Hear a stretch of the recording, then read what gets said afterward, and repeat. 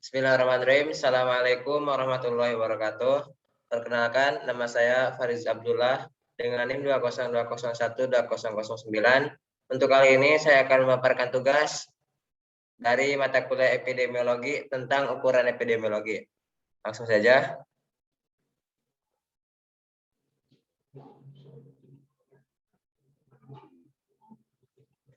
Ukuran epidemiologi ada 3, ukuran-ukuran frekuensi penyakit, ukuran-ukuran asosiasi, dan ukuran-ukuran dampak.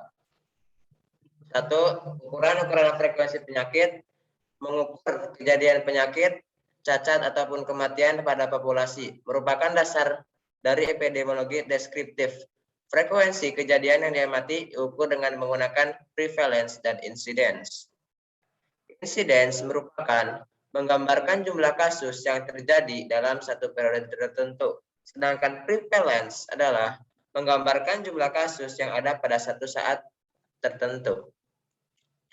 Incidence, yang pertama ada cumulative incidence, yaitu mengukur resiko untuk penyakit, probabilitas dari seseorang yang tidak sakit untuk menjadi sakit selama periode waktu tertentu, dengan syarat orang tersebut tidak mati oleh karena penyebab lain. Kemudian, risiko ini biasanya digunakan untuk mengukur seserangan penyakit yang pertama pada orang sehat tersebut. Misalnya, insiden penyakit jantung mengukur risiko serangan penyakit jantung pertama pada orang yang belum pernah menderita penyakit jantung. Cumulative incidence untuk rumusnya CI atau cumulative incidence sama dengan total kasus baru per total populasi pada permulaan periode. Baik pembilang maupun penyebut yang digunakan dalam perhitungan ini adalah individu yang tidak sakit pada permulaan periode pengamatan, sehingga mempunyai risiko untuk terserang. Kelompok individu yang berisiko terserang ini disebut population at risk atau populasi yang berisiko. Contoh, hasil sensus di tahun 1960 di Swedia menunjukkan sejumlah 3.076 laki-laki berumur 20-64 tahun yang bekerja di perusahaan plastik. Berdasarkan data dari Register Kanker Swedia, antara tahun 1961 sampai 1973, 11 orang di antara pekerja ini terserang tumor otak. Kumulatif insiden dari tumor otak yang terjadi pada pekerja pabrik plastik ini selama 13 tahun adalah CI sama dengan 11 per 3.076 dikali 100%. 11 ini adalah dari total kasus barunya. Kemudian 376 adalah total populasi pada permulaan periode. Dikali 100% sama dengan 0,36%. Jadi kumulatif insidensnya adalah 0,36%. Kemudian prevalence, proporsi populasi yang sedang menderita sakit pada satu saat tertentu. Prevalence sama dengan jumlah individu yang sedang sakit pada suatu saat tertentu per jumlah individu dalam populasi tersebut pada satu saat tertentu. Ciri dari prevalence berbentuk proporsi, tidak mempunyai satuan, besarnya antara 0 dan 1. Poin prevalence, probabilitas dari individu dalam populasi berada dalam keadaan sakit pada satu waktu tertentu. Periode prevalence, proporsi populasi yang sakit pada satu periode tertentu. Kegunaan prevalence untuk menentukan situasi penyakit yang ada pada satu waktu tertentu, untuk merencanakan fasilitas kesehatan dan ketenagaan.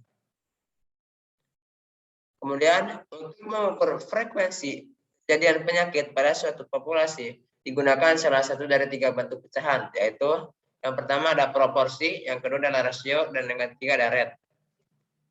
Yang pertama kita akan membahas proporsi. Proporsi adalah bentuk pecahan yang pembilangnya merupakan bagian dari penyebutnya. Bentuk ini sering dinyatakan dalam persen, yaitu dengan mengalihkan pecahan ini dengan 100%. Contohnya, pada populasi yang terdiri atas 500 orang, 20 orang diantaranya menderita penyakit malaria. Proporsi penderita malaria berapa? Kemudian berapakah proporsi penderita malaria? Untuk rumusnya, proporsi sama dengan 20/500. 20 ini adalah 20 orang dan terdapat penyakit malaria, dan 500-nya itu adalah populasi orang tersebut. Dikali 100% sama dengan 4%.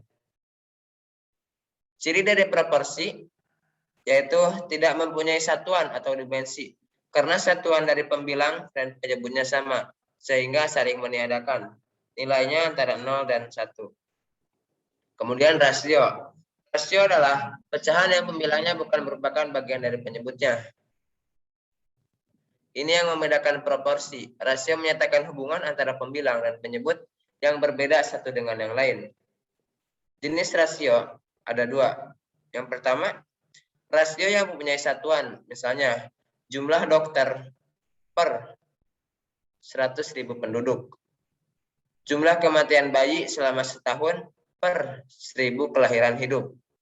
Yang kedua, ada rasio yang tidak mempunyai satuan, oleh karena pembilang dan penyebutnya mempunyai satuan yang sama. Misalnya, rasio antara satu proporsi dengan proporsi lain, atau rasio antara satu rate dengan rate yang lain. Contohnya relative risk dan odds ratio. Untuk selanjutnya adalah rate. Rate merupakan konsep yang lebih kompleks dibandingkan dengan dua bentuk pecahan yang terdahulu. Merupakan kemampuan berubah suatu kuantitas bila terjadi perubahan pada kuantitas lain. Kuantitas lain yang digunakan sebagai patokan ini biasanya adalah kuantitas waktu. Bentuk ukuran ini sering dicampur adukan penggunanya dengan proporsi. Contohnya adalah kecepatan mobil pada suatu saat tertentu. Bentuknya adalah suatu rate. Kecepatan sebuah mobil yang sedang berjalan dapat berubah setiap saat. Maka yang diukur adalah kecepatan rata-rata dari mobil tersebut. Kecepatan diukur dengan membagi jarak tempuh mobil tersebut dengan waktu yang digunakan untuk mencapainya. Misalnya, Jakarta Bogor yang jaraknya 60 km ditempuh dalam waktu 1 jam. Maka kecepatan mobilnya 60 km per jam. Jadi ciri rate yang pertama mempunyai satuan ukuran, yaitu persatuan waktu. Yang kedua, besarnya tidak terbatas. Secara teoritis, nilainya terbentang antara 0 sampai tak terhingga. Ukuran asosiasi. Tipe ukuran yang digunakan dalam epidemiologi itu adalah ukuran asosiasi. Merefleksikan kekuatan atau besar asosiasi antara suatu exposure atau faktor risiko dan kejadian suatu penyakit. Memasukkan suatu perbandingan frekuensi penyakit antara dua atau lebih kelompok dengan berbagai derajat exposure. Beberapa ukuran asosiasi digunakan untuk mengestimasi efek. Ukuran rasio ada 4. Yang pertama, rasio risiko atau resiko relatif atau disebut RR. Yang kedua, rasio insidence kumulatif atau disingkat RIC. Yang ketiga, mohon maaf tadi yang kedua, sekarang yang ketiga, rasio rate atau rasio identitas incidence atau disingkat RDI. Dan yang keempat, rasio prevalence dengan disingkat RP. Yang pertama, kita akan membahas relative risk. Relative risk mengukur seberapa besar kemungkinan kelompok yang terpapar mengembangkan penyakit dibandingkan dengan kelompok yang tidak terpapar. Untuk rumusnya, RR sama dengan resiko pada kelompok terpapar per resiko pada kelompok tidak terpapar sama dengan A per dalam kurung A tambah B per C dibagi C dalam kurung C tambah D. Sekarang adalah contoh kasusnya dalam hypothetical study. RR-nya sama dengan 70. Ini yang terpaparnya 70 per 70 tambah 300. Kemudian bagi 15 per 15 plus tambah 70. Kemudian hasilnya adalah 9. Yang artinya peserta yang merokok adalah 9 kali lebih mungkin untuk mengembangkan kanker paru-paru daripada yang mereka tidak merokok. Kemudian ada rasio insidence kumulatif atau RIC. Rumus RIC adalah insidence kumulatif pada kelompok terpapar dibagi insiden kumulatif pada kelompok tidak terpapar. Untuk selanjutnya ada rasio rate atau rasio densitas insidence atau RDI. RDI sama dengan densitas insiden pada kelompok terpapar dibagi densitas insidence pada kelompok tidak terpapar.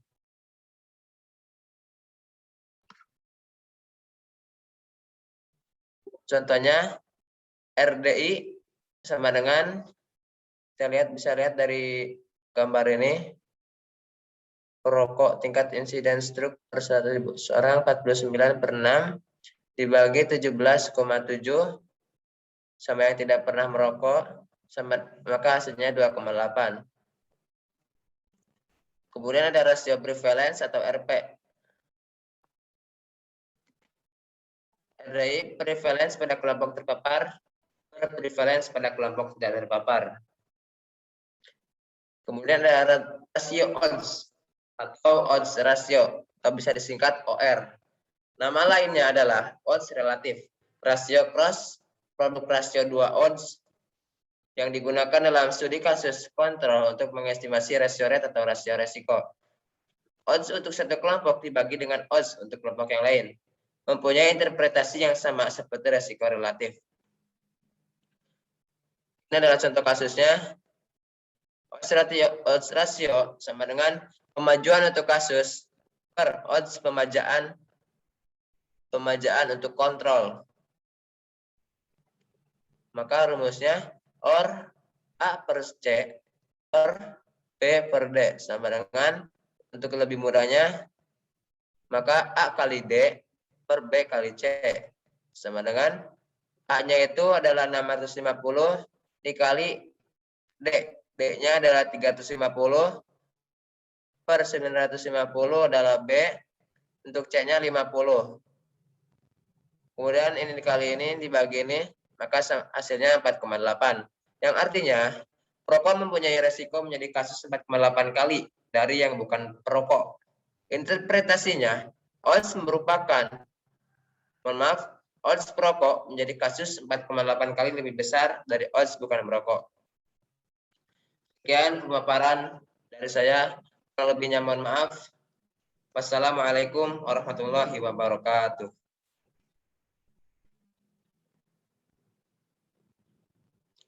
Baik.